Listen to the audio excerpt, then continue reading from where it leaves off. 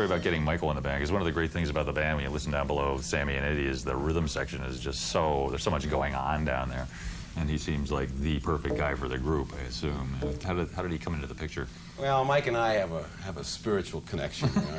Really? Yeah, in the shape of Jack Daniels. No, actually, that was a long time ago.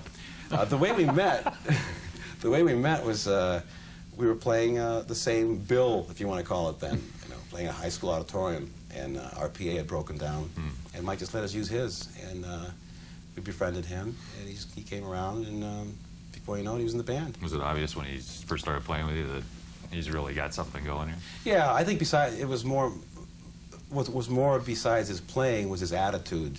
In the beginning, that's when you really, it's the friendship and the camaraderie and the common, the love for music that makes it happen. Yeah. And because if you set goals and you miss a goal, you don't feel so good. Yeah, You know? right. I'm not saying just completely go with the tide and don't even bother getting up. Yeah. I mean, that's the other extreme. But yeah, it was Mike's vibe that first really got us going. Did you know from the beginning that you had something special and you're just going to keep going until you do it? Or were there times when you had second thoughts?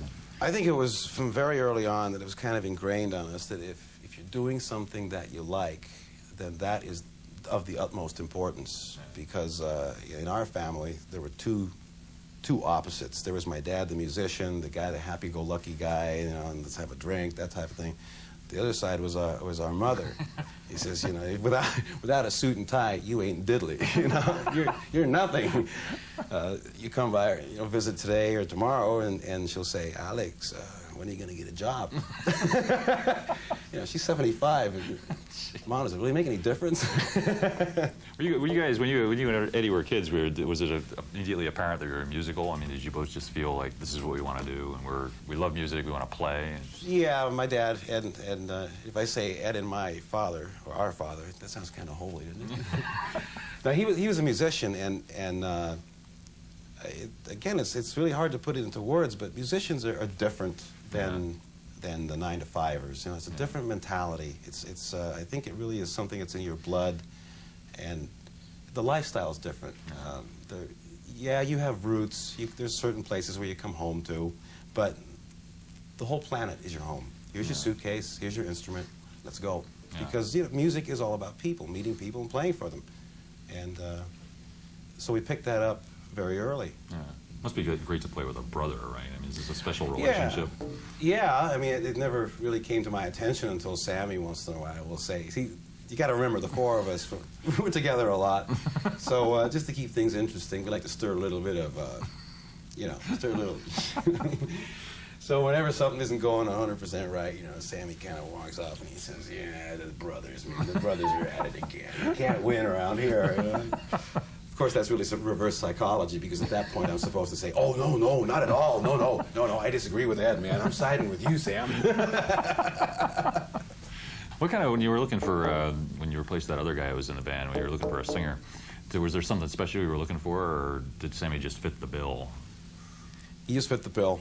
Ed and I were just putzing around in the studio. We didn't know really what we wanted to do, and then it just seems like every time that you really, at the end, or the tunnel is the darkest, and then all of a sudden then a light comes in. Yeah. You know, I don't know the exact phrase, but yeah, one night Sammy just came by, and he brought this kind of older feller with him, sitting there, you know. And I was in one of those moods, and I was literally bouncing off the walls and jumping up and down the console. And I said, hey, Sam, nice to meet you, man, but who's this old fart? Turned out it was his manager. And we started playing, and that was it. First note, bingo. How do you think the band has changed most noticeably over the last, say, 15 years? I mean, is it just the musical maturity, or has the sound gotten bigger and badder, or what? Well, that's a good question. You know, I think every musician dreads the day that, what if I don't like this anymore, and I'm going to do it just because I'm getting paid for it? Yeah. And I think the biggest surprise is that we really still are, you know, we still get up for it. We've managed to arrange it so you can do it the way you want to do it, and it probably helps. Yeah, but I mean, to have to play one song that you recorded 10 years ago because the audience wants to hear it can sometimes really push you to the limit of, hey, you know, are we faking it now or what? Yeah. But what song might that be? I'm not going to mention anything in particular because we may not play it this time.